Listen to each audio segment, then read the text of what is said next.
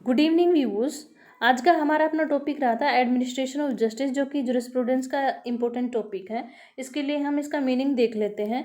Administration of justice का मतलब है management of rights and implications of rights, equitable implications of rights. Administration का मतलब है मैनेजमेंट और जस्टिस का मतलब है rights and equitable implication. Justice को अगर हम देखें तो इसका लिटरल मीनिंग है टाई अप करना। ये एक लैटिन वर्ड जस्ट से लिया गया है, जिसका मतलब है टाई अप करना या बांध के रखना। सोसाइटी में किसी पर्सन का, ग्रुप्स ऑफ पर्सन का या सोसाइटी का कोई राइट वोलेट होता है तो उस केस में उस राइट के लिए रेमेडी देना, उस राइट को प्रोवाइड कराना या उस राइट को मेंटेन करना या उसका इक्विटेबल इम्प्लीकेशन जस्टिस कहलाता है।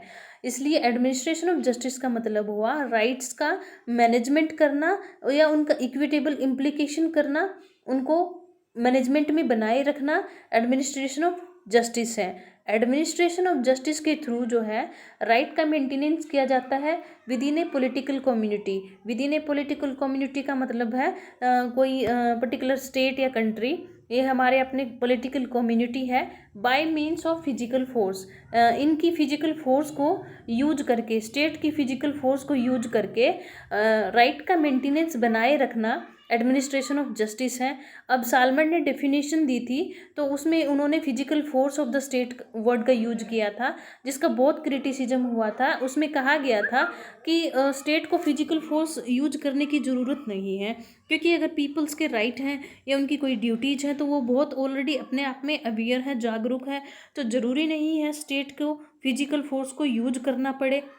लेकिन यहाँ पर इसको साउंड फिजिकल फोर्स से मतलब लिया गया है, एक पॉजिटिव सेंस में मतलब लिया गया है कि अगर स्टेट के पास फिजिकल फोर्स नहीं है या फिर स्टेट फिजिकल फोर्स को यूज नहीं करता है तो उस केस में किसी पर्सन के इंटरेस्ट का कोई महत्व नहीं रह जाएगा। आपस में जो है इंटरेस्ट है person to person, society to society और क्लास ऑफ पर्सन्स, उनके इंटरेस्ट आपस में कन्फ्लिक्ट करेंगे तो जो है स्ट्रॉन्ग पर्सन है या जो मजबूत पर्सन है वो कमज़ोर पर्सन को परेशान करेगा अगर स्टेट के पास फिजिकल फोर्स नहीं है या फिर स्टेट फिजिकल फोर्स को यूज नहीं करता। ये फिजिकल फोर्स ही एक तरीके का कंट्रोल है, क्योंकि कंट्रोल के कारण ही एक पर्सन दूसरे पर्सन का है रेस्पेक्ट करता है या उसके राइट का रेस्पेक्ट करता है और अपनी ड्यूटी को समझता है। इंडिया पूरी तरीके से एक सॉवरेन स्टेट है और एक स्टेट का या हमारे अपने कंट्री का, स्टेट का एक ऑब्जेक्ट है कि ह्यूमन कंडक्ट को रेगुलेट करना है। जो पर्सन स्टेट में रहते हैं तो उनके कुछ एक्ट होते हैं, उनके एक्ट को जो स्टेट है अपनी फोर्स के कारण कंट्रोल में रखता है। इसका हम एग्जांपल ले सकते हैं कि जैसे हम अब एक फैमिली से ही लेते हैं। कई बच्चों को, जैसे बच्चे होते हैं सिगरेट पीते हैं तो सोचते हैं कि अगर मैंने सिगरेट पिया तो फैमिली में कोई देख लेगा, फादर देख लेंगे, मदर देख लेंगी। तो ये एक फैमिली कंट्रोल है। उस कंट्रोल के कारण कई बार वो गलत काम नहीं करते, कई बार वो ऐसा काम कर देते हैं, कई बार नहीं करते क्योंकि उनको फैमिली कंट्रोल फील होता है। कई बार पर्सन सोचता है कि अगर मैं ये काम करूँगा तो सोसाइटी पता नहीं क्या सोचेगी, नहीं करूँगा तो पता नहीं क्या सोचेगी। ये एक सोशल कंट्रोल है। सोशल कंट्रोल के कारण भी कई बार पर्सन गलत काम नहीं करते। एक होता है कि कोई चीज़ पड़ी है रास्ते में, सोचता है कि उसको उठा लेता हूँ, लेकिन ऐसे सोचते हैं कि भगवान भी देख रहा होगा, तो एक डाइविन कंट्रोल होता है। कुछ लोग डाइविन कंट्रोल के कारण, कुछ फैमिली कंट्रोल के कारण, कुछ स्टेट कंट्रोल के कारण, कुछ सोशल कंट्रोल के कारण। स्टेट कंट्रोल के कारण एक पर्सन सोचते हैं, क्योंकि एक पर्सन का जो है नेचर होता है वो फाइटिंग एनिमल के टाइप का है। एक एनिमल में एक पर्सन में कोई ज़्यादा फर्क नहीं है, बस इतना फ़र्क है कि जो ह्यूमन है वो सोशल एनिमल है। इसकी वजह से उसके ऊपर स्टेट कंट्रोल है। तो कुछ वो ऐसे सोचता है कि किसी पर्सन के राइट को वॉयलेट कर दूंगा, किसी के इन्फ्रिंजमेंट करूंगा राइट का, तो मुझे स्टेट पनिशमेंट देगी, जेल में पकड़ कर लेकर जाएंगे, पिटाई होंगे। इस तरीके से बहुत सारा उसको डर रहता है। तो इस कारण वो कोई पर्सन स्टेट कंट्रोल के कारण, कोई डाइविन कंट्रोल के कारण, कुछ फैमिली कंट्रोल के कारण वो कुछ बहुत सारे गलत काम नहीं करते। ये तो इसलिए लॉ एंड ऑर्डर का मेंटेनेंस रहता है।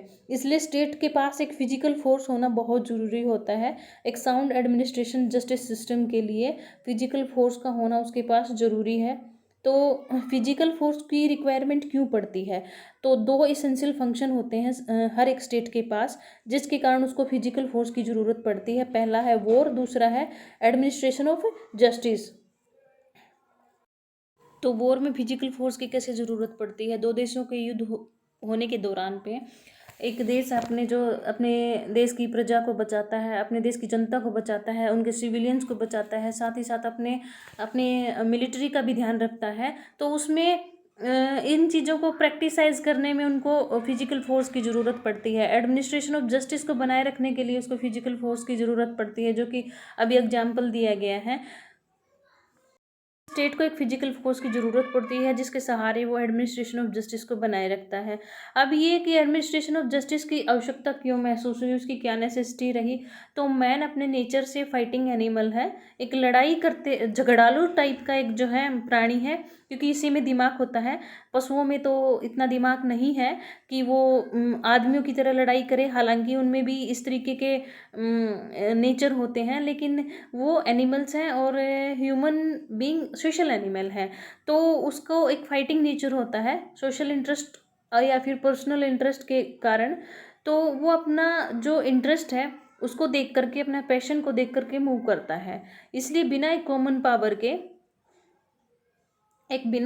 पावर के इस तरीके की सोसाइटी को मेंटेन करना बहुत ही डिफ़िकल्ट होता है। इंडिविजुअल्स की लाइफ को या सोशल लाइफ को पर्टिकुलर पीसफुल मैनर में रखना बहुत ही डिफ़िकल्ट होता है। इसके लिए जो एडमिनिस्ट्रेशन ऑफ जस्टिस की जो है ज़रूरत पड़ी एक सिविलाइज सोसाइटी को मेंटेन करने के लिए, इसके लिए एडमिनिस्ट्रेशन ऑफ जस्टिस की ज़रूरत पड़ी है। अब हम देखेंगे टाइप्स ऑफ एडमिनिस्ट्रेशन क्या है, एडमिनिस्ट्रेशन ऑफ जस्टिस के टाइप्स क्या हैं। तो एडमिनिस्ट्रेशन ऑफ जस्टिस के दो टाइप हैं, क्योंकि जो स्टेट है लॉ एंड ऑर्डर को मेंटेन करती है, शांति बनाए रखती है, सोशल सिक्योरिटी प्रोवाइड करती है अपने फिजिकल फोर्स से।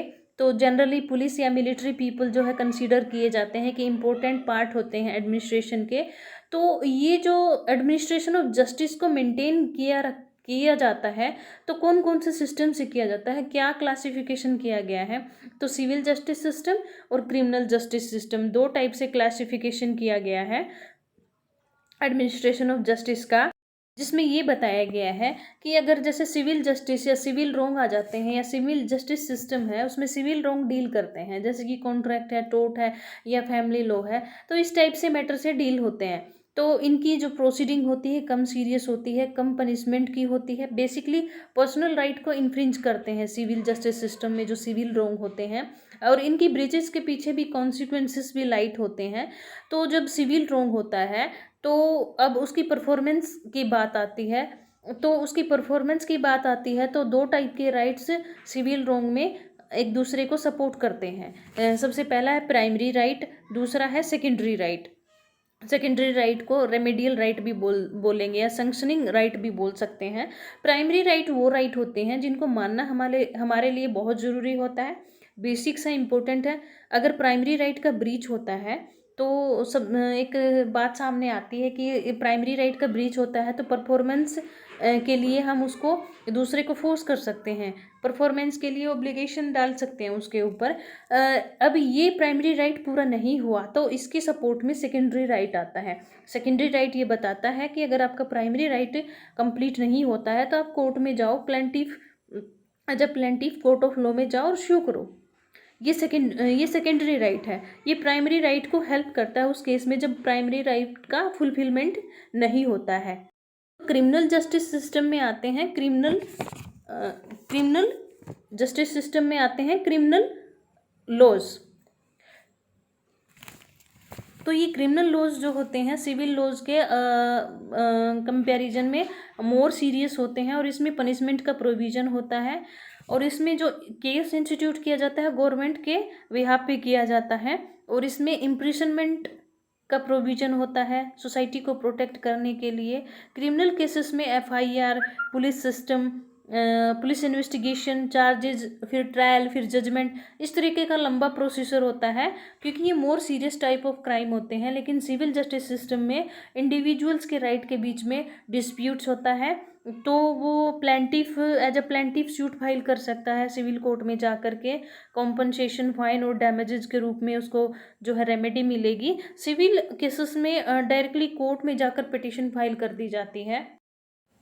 तो ये है क्रिमिनल जस्टिस सिस्टम, जुरिस्प्रूडेंस का इम्पोर्टेंट टॉपिक है।